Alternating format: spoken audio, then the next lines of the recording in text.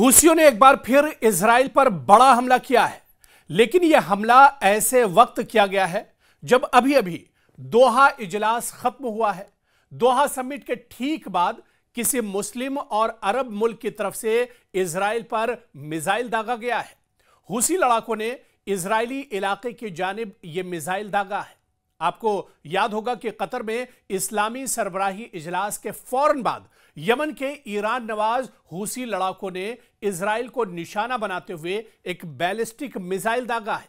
यह इजलास के इख्तिताम के बाद किसी अरब ग्रुप की जानिब से इजराइल के खिलाफ पहली बराह रास्त फौजी कार्रवाई है। हूसियों के एक ड्रोन और एक बैलिस्टिक मिसाइल ने इजराइल के जुनूबी बंदरगाह एलात में एक होटल को निशाना बनाया। अरब मीडिया के मुताबिक ड्रोन ने इजरायली दिफाई निजाम को अबूर करते हुए यानी चकमा देते हुए, धोखा देते हुए अपने हदफ को बराह रास्त निशाना बनाया। हमले के फौरी बाद खतरे के सायरन बजाए गए। मकामी जराए ने कहा है कि हमले के बाद धुएं के बादल आसमान में देखे गए। इजरायली फौज ने अभी तक इस हमले में जानी या माली नुकसान की तफसीलात जारी नहीं की हैं, लेकिन इतना जरूर है कि इस हमले के बाद पूरे इलाके में धुएं के बादल उठते हुए देखे गए। और जिस तरह से यह बड़ा हमला किया गया है, इस हमले में जिस तरह से हूसियों ने बैलिस्टिक मिसाइल का इस्तेमाल किया है, और इसके अलावा आप देखिए कि एक बार फिर से हूसियों के बैलिस्टिक मिसाइल ने इजराइल के डिफेंस सिस्टम को नाकारा कर दिया। इजराइल के डिफेंस सिस्टम को एक बार फिर से नाकाम कर दिया। और ये जो हमला है, एक होटल पर यह मिसाइल जाकर लगा है। हालांकि इजराइल की तरफ से अभी इस हमले की जानकारी नहीं दी गई है। इजराइल की तरफ से इस हमले की जानकारी को भी एक तरह से छुपाया जा रहा है, क्योंकि इजराइल अपने नुकसान को छिपाने की कोशिश करता है और एक बार हमेशा की तरह से फिर इजराइल इस हमले को दुनिया से छुपाने की कोशिश कर रहा है। दरअसल जो हूसी हैं लगातार इजराइल पर अटैक कर रहे हैं, लगातार इजराइल के जो ठिकाने हैं उन्हें टारगेट कर रहे हैं, निशाना बना रहे हैं, लेकिन इस तरह की खबरें इजराइल बाहर नहीं आने देता है। जहां पर इजराइल का नुकसान होता है, जहां पर इजराइल की तबाही होती है, उन खबरों को इजराइल बाहर नहीं आने देना चाहता है। लेकिन आपको बताते चले कि इस बार भी हूसियों के इस हमले में इजराइल को काफी नुकसान पहुंचा है। इजराइल के अंदर कई इमारतों को, क्योंकि एलात का यह बंदरगाह है और बहुत ही अहम यह बंदरगाह एलात की मानी जाती है, जहां पर यह हमला किया है। आपको याद होगा कि 2-3 दिन पहले ही जिस तरह से हुदैदा पर इजराइल ने हमला किया था, हूसियों के कई ठिकाने तबाह करने का दावा किया था, और ठीक उसके बाद यह हमला किया गया है। तो टाइमिंग इस हमले की बहुत अहम है। और सबसे बड़ी बात इस हमले की यह है कि इस हमले की टाइमिंग आप देखिए कि अभी अभी कतर पर इजराइल ने हमला किया, उसके बाद दुनिया की जितनी मुस्लिम कंट्रीज हैं, जितने इस्लामी ममालिक हैं, अरब कंट्रीज, सभी एक जगह कतर में मौजूद रहे। दोहा में इस्लामिक समिट फौरन बुलाई गई और उस समिट के बाद इजराइल पर यह पहला और बड़ा हमला बताया जाता है। यानी दोहा समिट के बाद यह एक बड़ा हमला है जो इजराइल पर किया गया है। और यह हमला ऐसे वक्त किया गया है जब इजरायली फजाई हमलों ने यमन के हुदैदा बंदरगाह पर हूसियों से मुंसलिक मकामात को निशाना बनाया था। अगरचे मिसाइल को मार गिराया गया, लेकिन इस हमले की टाइमिंग अरब दुनिया की बढ़ती हुई नाराजगी का मजबूत इशारा है और गजा के जंग के साथ साथ खित्ते में गहरी जोग्राफियाई और सियासी कशीदगी को भी जाहिर करती है। यानी इस हमले को दरअसल दोहा समिट से जोड़कर देखा जा रहा है। दोहा में कई ममालिक ने यह कहा था कि मुसलमानों का अपना एक नेटिव होना चाहिए, मुस्लिम ममालिक की अपनी एक फौज होनी चाहिए, मुस्लिम ममालिक का एक वॉर रूम होना चाहिए, और अगर किसी मुस्लिम मुल्क पर हमला होता है तो उसका मुंहतोड़ जवाब दिया जाना चाहिए। और ठीक दोहा समिट के बाद हूसियों की तरफ से यह बैलिस्टिक मिसाइल दागा गया है, यह बैलिस्टिक हमला किया गया है, और इसी वजह से इसे दोहा हमले से जोड़कर, दोहा समिट से एक तरह से जोड़कर इस हमले को देखा जा रहा है। यानी जो टाइमिंग है वो इस हमले की एक तरह से बहुत इंपॉर्टेंट है। दोहा समिट में आप देखिए ईरान ने जोर दिया था कि मुस्लिम नेटो की तरह से मुस्लिम ममालिक की फौज होनी चाहिए। पाकिस्तान ने इसकी तायद की थी, तुर्की ने इसकी तायद की थी, और अब आप देखिए कि इसकी जो असरात हैं वो अब जाहिर होने लगे हैं। हालांकि हुसी इससे पहले भी हमला करते रहे, लेकिन इस बार जो हमला हुसियों ने किया है, जो एलात बंदरगाह को निशाना बनाया गया है, एलात के अंदर कई इमारतों को निशाना बनाया गया है, ये दरअसल इस बात को जाहिर करता है कि कहीं ये मुस्लिम ममालिक की नेटो वाली जो सोच है या मुस्लिम ममालिक के वार रूम वाली जो सोच है, कहीं ये उसका नतीजा तो नहीं है। ये कहीं मुस्लिम ममालिक की नाराजगी, जो कतर पर हमला किया गया है, हमास के रहनुमाओं को निशाना बनाया गया है, ये दरअसल उसकी नाराजगी तो नहीं है। और फिर आगे आप देखिए कि यमन में साल 2014 से ही हुसी जो लड़ाके हैं वो हुकूमत के खिलाफ एक शिद्दत पसंद और तवील खाना जंगी जारी है। हुसी जो ग्रुप है ईरान की हिमायत हासिल करता है, जबकि यमन के कानूनी हुकूमत को सऊदी अरब और दीगर अरब इत्तेहादियों की मदद हासिल है। हुसियों ने शुमाली यमन पर कब्जा कर रखा है और वो मुल्क के दीगर हिस्सों में भी असर और रसूख रखते हैं। इजराइल और अरब दुनिया के ताल्लुकात तारीखी तौर पर कशीदा रहे, मगर हालिया बरसों में कुछ अरब ममालिक ने इजराइल के साथ सिफारती ताल्लुकात कायम किए हैं, जिसे मुत्तहदा अरब इमारात और बहरीन, लेकिन यमन जैसे ममालिक में इजराइल के खिलाफ शदीद नफरत मौजूद है। खासतौर पर जब फिलिस्तीनियों के लिए हिमायत की बात आती है तो ईरान, यमन या इस तरह के जो मुल्क हैं वो इजराइल के सामने एक तरह से खड़े नजर आते हैं।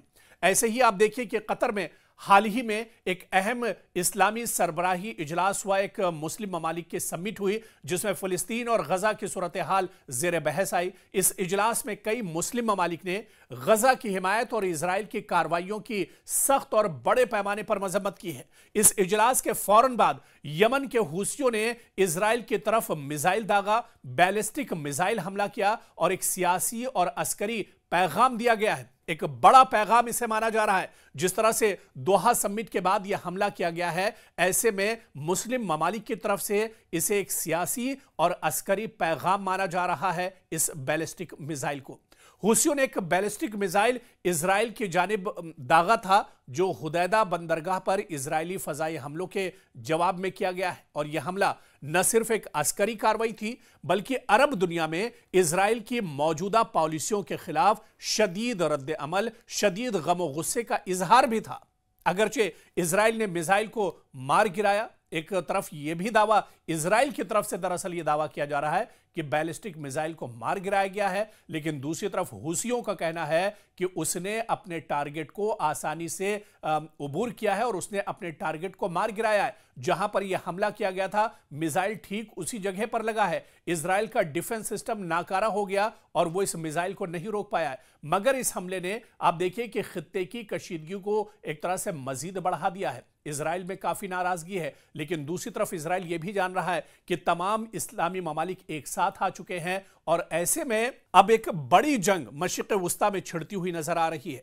इजराइल ने हुसी बागियों के ठिकानों को निशाना बनाया और आमतौर से इजराइल इस तरह के हमले करता रहता है जो हुदैदा बंदरगाह पर वाक़े हैं। यह बंदरगाह यमन के लिए निहायत अहम है, क्योंकि इसी के जरिए बड़ी मिक़दार में इमदाद और सामान मुल्क में आता है। हुसी ग्रुप इस बंदरगाह को एक अहम स्ट्रेटेजिक मकाम के तौर पर इस्तेमाल करता है और इजराइल का हमला इसकी कुव्वत को कमजोर करने की कोशिश के तौर पर देखा जा रहा है। इसके अलावा आप देखिए कि खित्ते में कशीदगी और जोग्राफाई जो इससे असरात होंगे वो क्या होंगे, क्योंकि हुसियों का इजराइल पर हमला एक ऐसी सूरत हाल की निशानदही करता है जहां गजा का जंग सिर्फ एक इलाकाई मसला नहीं, बल्कि एक वसी जोग्राफियाई और सियासी बहरान भी बनता जा रहा है।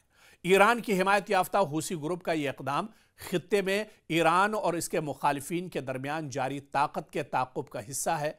ये हमला अरब दुनिया के मुख्तलिफ सियासी धड़ों के माबैन बढ़ती हुई तनाव की अलामत भी एक तरह से है, और जिस तरह से कतर पर हमला किया गया उसके जवाब में भी इसे देखा जा रहा है। तो वहीं पर आलमी रद्द-ए-अमल और मुस्तकबिल की या सूरत हाल की अगर बात करें, जो मौजूदा सूरत हाल है, इस हमले के बाद बैनुल-अक़वामी बिरादरी ने कशीदगी कम करने की अपील की है, मगर खित्ते में फरीक़ैन के दरमियान बढ़ता हुआ तनाज़ा और अस्करी कार्रवाइयाँ खतरे की लगातार घंटी एक तरह से बजा रही और लगातार कहीं ना कहीं खित्ते में हालात एक तरह से बिगड़ते जा रहे हैं।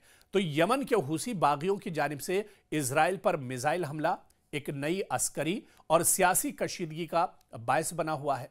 कतर में इस्लामी सरबराही इजलास के बाद यह हमला अरब दुनिया में इजराइल के खिलाफ बढ़ती हुई नाराजगी की अलामत के तौर पर देखा जा रहा है और खित्ते में ईरान और उसके हलीफों का असर बढ़ रहा है, जबकि इजराइल और उसके इत्तेहादियों को चैलेंजेस का एक तरह से सामना है। और इस हमले की जो टाइमिंग है उस पर भी अब एक तरह से गौर व फिक्र किया जा रहा है, क्योंकि अभी अभी दोहा समिट खत्म हुई है।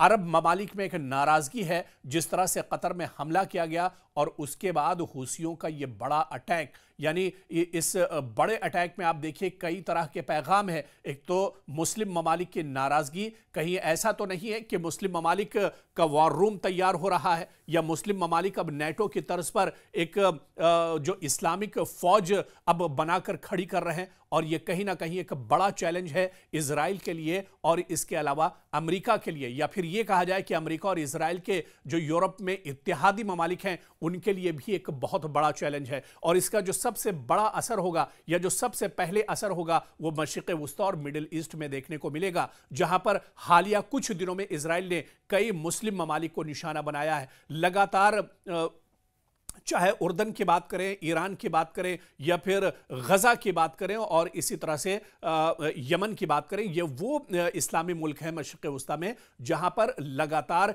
इजराइल हमले करता रहा है। तो ऐसे में ये एक बड़ा चैलेंज है, दुनिया के लिए भी एक बड़ा चैलेंज है, लेकिन सबसे बड़ा चैलेंज और सबसे बड़ी मुसीबत और परेशानी ये इजराइल के लिए, बेन्यामिन नेतन्याहू के लिए और उनके इत्तेहादियों के लिए है, क्योंकि हूसी इससे पहले भी लगातार हमले करते रहे।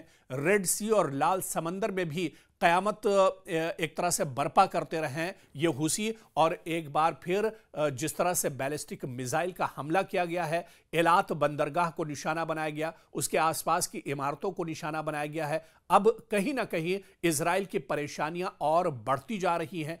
क्या इस हमले के बाद जो खदशा है, यानी इस्लामी ममालिक के इत्तेहाद का, इस्लामी ममालिक क्या वाकई में एक हो चुके हैं, और क्या दोहा समिट की वजह से ही ये बड़ा हमला इजराइल पर किया गया है, ये तमाम चीजें आने वाले दिनों में एक तरह से जाहिर होंगी। लेकिन इससे पहले कहीं ना कहीं जो खतरा है या खतरे की जो घंटी है वो इजराइल के लिए बज चुकी है।